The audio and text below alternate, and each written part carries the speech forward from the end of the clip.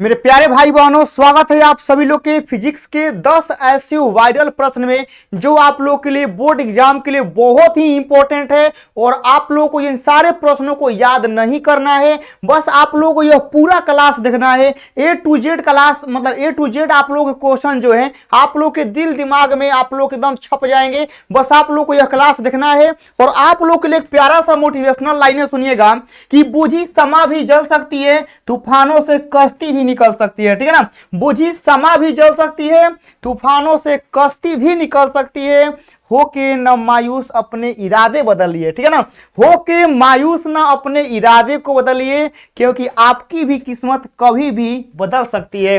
तब बाबू लोग, ये जो आप लोग का मौसम है, ये जो आप लोग का गोल्डन समय है, इस समय को आप लोग को वेस्ट नहीं करना है। यह समय ऐसा है कि आप लोग का डिप्रेशन, आप लोग के माइंड में निगेटिविटी आएंगी, लेकिन आप लोग को क्या करना है कि आप लोग के माइंड में पॉजिटिव चीजों को रख के अपने टारगेट को अंजाम देने के लिए पूरी शिद्दत से आप लोग को काम करना है। तो यहां से आप लोग के 15 ऐसे सवाल हैं जो आप लोग को डायरेक्ट एकदम सिंपल भाषा में आप लोग को आज याद करवाएंगे। तो यहां देखिएगा, पहला सवाल है कि आवेश संरक्षण का सिद्धांत क्या है, समझाइए। देखिए सिंपल भाषा में समझिए कि यदि मान लीजिए कि आप लोग को इन प्रश्नों को याद नहीं है, ठीक है ना, मान लेते हैं कि ना आप आवेश के बारे में जानते हैं ना आप संरक्षण के बारे में जानते हैं, फिर भी एग्जाम में कैसे लिखेंगे। लेकिन आप लोग को हम यहां से एक बात बता देते हैं, संरक्षण का मतलब होता है कि एकदम वह चीज का लॉस नहीं हुआ है, वह हानि नहीं हुआ है। ठीक है ना, वह चीज उतना ही है। तब आवेश संरक्षण का मतलब होता है कि आवेश का न तो लॉस हुआ है और न ही आवेश हमारा से आया है। ठीक है ना, संरक्षण का मतलब क्या होता है कि न वह बढ़ा है और न वह घटा है, जितना पहले था उतना ही अभी है। तो इसका मतलब यही होता है कि किसी वस्तु में जो टोटल आवेश होता है बाबू लोग, वह हमेशा फिक्स होता है। न हम आवेश को उत्पन्न कर सकते हैं, न हम आवेश को नष्ट कर सकते हैं। सिर्फ आवेश को एक बॉडी से दूसरे बॉडी में ट्रांसफर कर सकते हैं, लेन देन कर सकते हैं, बस इससे ज्यादा कुछ नहीं कर सकते हैं। एग्जाम्पल के लिए आप लोग पैसा समझ सकते हैं, ठीक है ना, कि हम पैसा का लेन देन कर सकते हैं लेकिन पैसा छाप नहीं सकते हैं। ठीक है ना, वैसे ही आवेश होता है। अब अगला सवाल देखिएगा कि एक ट्रांसफार्मर के ऊर्जा क्षय को नामांकित करिए, ऊर्जा क्षय को बताइए। देखिएगा ट्रांसफार्मर, अब कहिएगा सर ऊर्जा क्षय को हम लोग कैसे लिखेंगे, आप भूल जाइए, आप ट्रांसफार्मर याद करिए अपने गांव वाला। क्या ट्रांसफार्मर गर्म होता है, कहिएगा हाँ सर ट्रांसफार्मर गर्म होता है। ट्रांसफार्मर गर्म होता है ना, कहेगा हाँ सर ट्रांसफार्मर गर्म होता है। ट्रांसफार्मर कब गर्म होता है, ठंडा के दिन में भी ट्रांसफार्मर गर्म होता है। गर्मी के दिन का बात हटा दीजिए, ठंडा के दिन में भी ट्रांसफार्मर गर्म होता है। क्यों गर्म होता है, क्योंकि जब ट्रांसफार्मर में इलेक्ट्रिक करंट प्रवाह होता है तो उसमें प्रेरित आवेश के कारण, ठीक है ना, प्रेरित धारा उत्पन्न होता है। और उसी के कारण क्या होता है कि आपका कुछ भाग आपका हीट में जनरेट होता है और वह हीट ट्रांसफार्मर की बॉडी को गर्म कर देता है। यानी आप लोग कह सकते हैं कि ट्रांसफार्मर में ऊर्जा क्षय होता है। अब कैसे होता है, देखिएगा कि ट्रांसफार्मर की प्राथमिक एवं द्वितीयक कुंडली में धारा प्रवाहित होता है, तो इन कुंडलियों में प्रतिरोध के कारण इनमें जूल के प्रभाव से ऊष्मा उत्पन्न होता है, अर्थात विद्युत ऊर्जा का एक भाग ऊष्मीय ऊर्जा के रूप में क्षय हो जाता है। इसी को हम लोग ताम्र हानि भी कहते हैं। तो ट्रांसफार्मर के बारे में आप लोग समझ गए ऊर्जा लॉस कैसे होता है, क्योंकि कोई भी चीज गर्म होता है तो वह ऑटोमेटिक नहीं होता है, कोनो ना कोनो भाग पक्का वह हीट में जनरेट हो रहा है। जैसे आपका मोबाइल ही गर्म हो जाता है, आपका टीवी गर्म हो जाता है, ठीक है ना, तो क्या वह गर्म होता है तो क्या ऊर्जा जो है वो भगवान का देते हैं, नहीं, वह कोनो ना कोनो उसका अंदर का जो ऊर्जा है, जो स्टोर है, वही ऊर्जा आपको लोग को हीट में चेंज हो रहा है, जिससे वो चीज गर्म हो जा रहा है। यह आप लोग का पूरा कहानी हो गया। अब अगला देखिए कि अर्धचालक में होल से आप लोग क्या समझते हैं। देखिएगा अर्धचालक हमारे दो टाइप के होते हैं, एगो आप लोग का पी टाइप होता है और एगो एन टाइप होता है। तो जो पी टाइप के अर्धचालक होते हैं उसमें आप लोग का होल होता है, होल का मतलब होता है छिद्र, और इसको इसको बढ़िया से आप लोग समझिए। तो होल का मतलब होता है कि धनात्मक इलेक्ट्रॉन, ठीक है ना, क्या होता है धनात्मक इलेक्ट्रॉन। तो आप लोग याद रखिएगा कि यदि हम लोग वर्ग 14 के तत्व में यदि वर्ग 13 के तत्व को मिला देंगे तो जो उसमें इलेक्ट्रॉन का प्रवाह होगा वह आप लोग के होल की वजह से होता है। होल इलेक्ट्रॉन से, ठीक है ना, क्या होता है हल्का सा हल्का होता है, ठीक है ना, वही आप लोग का यहां से लिखा हो, ठीक है ना। सॉरी, जो हम लोग का छिद्र होता है वो इलेक्ट्रॉन से भारी होता है, ठीक है ना, हल्का से ज्यादा होता है, ज्यादा नहीं होता है, ठीक है ना। क्योंकि आप लोग समझिए कि छिद्र का मतलब क्या होता है, होल का मतलब क्या होता है, पॉजिटिव इलेक्ट्रॉन होता है। और पॉजिटिव इलेक्ट्रॉन कहने का मतलब है कि प्रोटॉन का सीधा सीधा बात हो रहा है, ठीक है ना। तो प्रोटॉन जो होता है वह इलेक्ट्रॉन से भारी होता है, ठीक है ना। तो वही बात यहां पर आप लोगों का लिखा गया है। इन सारी चीजों को अच्छे से आप लोग समझा दिए हैं कि होल का मतलब क्या होता है। होल का मतलब होता है कि पी प्रकार के अर्धचालक में जो धारावाहक होते हैं वही होल होते हैं, और होल का मतलब होता है पॉजिटिव इलेक्ट्रॉन। अब अगला सवाल देखिएगा कि यहां पर बोला गया है कि मॉडुलन को परिभाषित करिए। देखिए, श्रव्य आवृत्ति तरंगों को रेडियो तरंगों में के साथ अध्यारोपित करने की प्रक्रिया मॉडुलन कहलाती है। मॉडुलन, देखिए, अध्यारोपण के फलस्वरूप जो परिणामी तरंग को मॉडुलन तरंग को हम लोग कहते हैं। यानी कहने का मतलब है, देखिएगा, जो हमारा श्रव्य आवृत्ति तरंग होता है। तो अब आप लोग सोच रहे होंगे भाई ये श्रव्य आवृत्ति तरंग क्या होता है। श्रव्य आवृत्ति होता है जो हमारे लिए क्या हो, हमारे लिए परफेक्ट हो, ठीक है ना, हमारे लिए परफेक्ट हो। जैसे देखिएगा, हम कोई साउंड को सुन सकते हैं, ठीक, तो वो श्रव्य में आप लोग आ जाएगा। तो वही श्रव्य आवृत्ति तरंग जो होता है बाबू लोग, इसमें हम क्या करेंगे कि इसको रेडियो तरंग में हम लोग क्या करेंगे, अध्यारोपित करेंगे। तो यह प्रोसेस जो होगा वह आपको कहलाता है मॉडुलन, ठीक है ना। यह जो प्रोसेस, यह जो हम लोग अध्यारोपित करेंगे, करने के बाद जो फाइनल रिजल्ट आप लोग का मिलेगा वह फाइनल रिजल्ट आप लोग का होगा मॉडुलित तरंग आप लोग का कहलाएगा। ये सारी चीजें आप लोग को यहां से देखना है।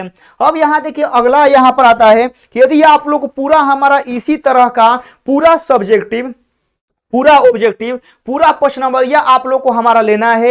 यदि आप लोग को टॉपर बनने का जो सपना है, यदि उसके लिए क्वालिटी कंटेंट आप लोग को चाहिए जो आप लोग के टॉपर बनने में बहुत ज्यादा हेल्प करे, तो आप लोग एटम बम को ज्वाइन करिए। इस एटम बम में आप लोग को वो सारे प्रश्न आप लोग को मिलेंगे जो आप लोग को रियलिटी में आप लोग की आवश्यकता है, ठीक है ना। तो आप लोग को एटम बम लेने के लिए स्टडी विथ डेडिकेशन इस एप्लीकेशन को आप लोग इंस्टॉल कर लीजिए, और उसी में आप लोग को एटम बम के नाम से एक मिल जाएगा, मतलब उसमें स्क्रीन पर आप लोग वहां से एटम बम ले सकते हैं, ठीक है ना। कोई दिक्कत होगा तो 2 नंबर है, आप लोग कांटेक्ट कर सकते हैं। अब अगला देखिएगा कि बोला गया है कि किसी स्थान पर पृथ्वी का चुंबकीय क्षेत्र यानी जो क्षैतिज घटक है BH, यह आप लोग का ऊर्ध्वाधर घटक का √3 गुना है। तो बताना है कि नति कोण क्या होगा। ये बहुत ही आप लोग का सिंपल आप लोग का है। देखिए कैसे आप लोग को बनाना है। देखिए, सबसे पहले हम लोग यहाँ क्या किए, जो BH होता है हम लोग का क्षैतिज घटक, जो हम लोग का ऊर्ध्वाधर घटक BB है। तो बोला गया है क्वेश्चन में कि जो आप लोग का क्षैतिज घटक है यह ऊर्ध्वाधर घटक का कितना है, √3 गुना है। तो इसे BB को ला दिए हैं एन, तो यहाँ √3 बचा है। अब BH बटा में BB हम लोग का tan थीटा होता है, और यहाँ √3 बचा है। तो √3 का वैल्यू कितना होता है, tan 60 डिग्री, ठीक है ना, होता है ना। √3 का वैल्यू होता है tan 60 डिग्री। एन से tan और एन से tan हटेगा तो थीटा का कितना आ जाएगा, 60 डिग्री। यह आप लोग का यहाँ पर हो जाएगा। अब यहाँ देखिए, यह सवाल बोला गया है, यह सवाल बहुत ही आसान है, इतना आसान है कि आप लोग देख सकते हैं कि बोला गया है कि 1.5 अपवर्तनांक वाले उत्तल लेंस को उतने ही अपवर्तनांक में रखा गया है, तो उस माध्यम का फोकस दूरी क्या होगा। तो याद रखिएगा कि उसका फोकस दूरी हम लोग का अनंत हो जाएगा, और आप लोग का पावर 0 हो जाएगा। कैसे, जब किसी भी लेंस को, ठीक है ना, तो किसी भी लेंस का अपवर्तनांक हमारा क्या होता है, उतने होता है। जैसे देखिएगा कि मान लीजिए कि एगो हम मान लीजिए क्रिकेट का गेम हो रहा है, एक टीम जो है मारा मान लीजिए कि 200 रन, ठीक है ना, और दूसरा का टीम भी 200 रन मार दिया, तो क्या हो गया, मैच का समय बर्बाद हुआ ना। यानी उहो 200 रन मारा, इहो 200 रन मारा, अंत में रिजल्ट आया 0। अंत में क्या आया, अंत में रिजल्ट आया 0। न ऊ जीता न ई जीता, ठीक है ना, मामला अभी पहले ही वाला है। वैसे ही कहानी यहाँ होता है कि जवन लेंस का अपवर्तनांक है, यदि हम लेंस को उहे माध्यम वाला में उतने अपवर्तनांक वाला में डाल देंगे तो लेंस का कहानी खत्म हुआ, एगो दर्पण की भांति कार्य करने लगेगा, जिससे उसका फोकस दूरी अनंत, पावर 0 हो जाएगा। सारा प्रोसेस यहाँ पर लिख दिए हैं। अब अगला सवाल देखिएगा देखिएगा कि नंद गेट का सत्यता का सारणी का बुलियन व्यंजक हम लोग को लिखना है। तो यह आप लोग का नंद गेट हो गया और नंद गेट का यह आप लोग का बुलियन व्यंजक हो गया। याद करने के लिए आप लोग याद रख सकते हैं कि यहां पर आप लोग का एगो बैटरी लगा हुआ है, ठीक है ना। आप लोग याद रखिएगा कि यहां पर एगो बैटरी लगा हुआ है और यहां पर हम लोग का एगो बल्ब है, ये जाकर डायरेक्टली यहां पर जुड़ा हुआ है। लेकिन यहां से यहां तक जाने के लिए आप लोग याद रखिएगा कि जो ये तार है ना, इस तार में आप लोगों को 2 गो स्विच है, ठीक है ना। याद रखिएगा कि ये आप लोग के एंड गेट में याद रखिएगा, एंड गेट में 2 गो स्विच होता है एक के तार में, ठीक है ना। आप लोग बोलिए कि एंड गेट में एक के तार में 2 गो स्विच होता है। जब तक दोनों स्विच ऑन नहीं होगा बल्ब नहीं जलेगा। तो अब यहां देखिए कैसे याद करना है। 0 का मतलब होता है स्विच ऑफ और 1 का मतलब होता है स्विच ऑन। तो स्विच ऑफ है तो क्या बल्ब जलेगा? नहीं जलेगा, तो 0। लेकिन यहां पूछा है हम लोग का नंद, एन मतलब नहीं, उल्टा बताना है, तो 0 का उल्टा 1 हो गया। समझिए ध्यान से, यहां पर एगो स्विच ऑन है। बताइए अब एक के तार में 2 गो स्विच है, तो जब तक दोनों स्विच ऑन नहीं होगा तब तक बल्ब नहीं जलेगा। तो यहाँ एगो स्विच ऑन है, एगो स्विच ऑफ है, क्या बल्ब जलेगा? नहीं जलेगा, 0। लेकिन 0 का उल्टा बताना है, 1 हो गया। अब यहाँ देखिए 0 1, एगो स्विच ऑफ है एगो स्विच ऑन है, क्या बल्ब जलेगा? नहीं जलेगा, तो 0। लेकिन 0 का उल्टा बताना है 1। अब यहाँ देखिए दोनों स्विच ऑन है तो बल्ब जलेगा? बिल्कुल जलेगा, तो 1। लेकिन 1 का उल्टा लिखना है 0। हो गया नंद गेट कहानी। 2 नंबर आप लोगों को मिल गया, ठीक है ना। 2 नंबर बाबू, ठीक है ना, झुनझुना है। अब यहां देखिए अल्फा और बीटा पैरामीटर क्या है, इन दोनों में बताना है। देखिएगा जो यहाँ अल्फा के बारे में लिख दिए हैं कि एक संग्राहक धारा और उत्सर्जक धारा का जो अनुपात होता है यही आप लोग का अल्फा होता है। बस यही याद रखना, एकदम सिंपल चीज में, मतलब जितना का एक क्वेश्चन का मतलब लिमिट है उतने आंसर देना है, ठीक है ना। मतलब होता है ना कि जो पूछा गया है वही आंसर दीजिए, फालतू आंसर मत दीजिए। तो बताना है कि अल्फा क्या है, तो संग्राहक धारा और उत्सर्जक धारा का अनुपात ही अल्फा होता है, बस खत्म। बीटा क्या होता है पढ़िएगा, यह वर्तमान लाभ है जिसे कलेक्टर करंट और बेस करंट का अनुपात के रूप में परिभाषित करते हैं। बस हो गया, इतने से आप लोग का 2 नंबर मिल जाएगा। अब यहां देखिए आवेश किसे कहते हैं। आवेश किसी वस्तु का वह गुण है, ठीक है ना, जिसके द्वारा कोई वस्तु, ठीक है ना, विद्युत क्षेत्र या चुंबकीय क्षेत्र उत्पन्न कर सकता है या उसको अनुभव कर सकता है, ठीक है ना।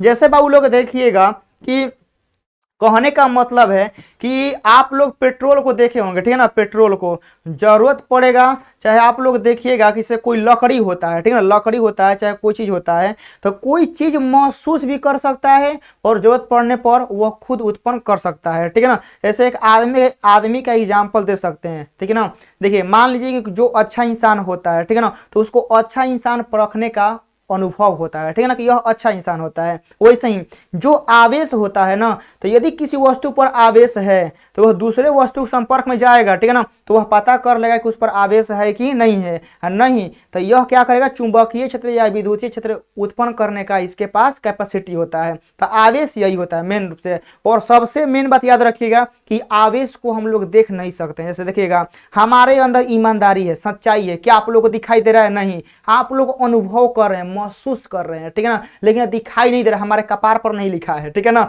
कि हम ईमानदार हैं, हम सच्चाई हैं, हाँ ये जो लिखा नहीं है। आप लोग हमसे पढ़ते हैं तो अंदर की फीलिंग्स आप लोग महसूस करते हैं कि नहीं सर ऐसे हैं। वैसे ही आवेश को हम लोग देख नहीं सकते हैं, महसूस कर सकते हैं, ठीक है ना।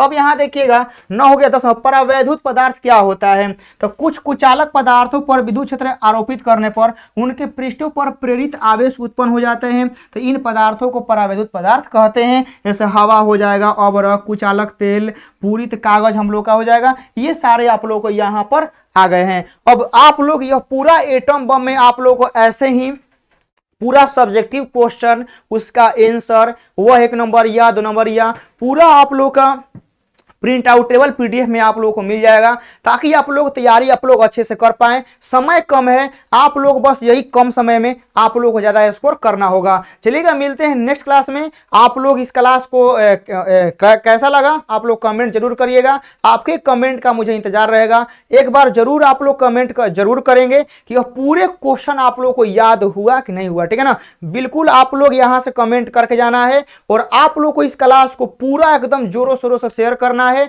और तैयारी जो है बाबू लोग ना, इन सारे प्रश्नों का जो आंसर है आप लोगों को बात बोलना चाहेंगे कि आप लोग लिख कर याद करने की कोशिश करिएगा। आप लोग ऐसे समझ गए ठीक है, लेकिन समझने के बाद अभी आप लोग जब वीडियो ऑफ करेंगे तो यहां से आप लोग कॉपी कलम निकालेंगे और खुद से लिखने की कोशिश करिएगा कि आप लोग लिख पा रहे हैं, और उसको 2 बार 3 बार लिखिएगा तो वह परमानेंट वह आपका हो जाएगा। मिलते हैं नेक्स्ट क्लास में, तब तक के लिए आप लोग कमेंट जरूर करिएगा। जय हिंद।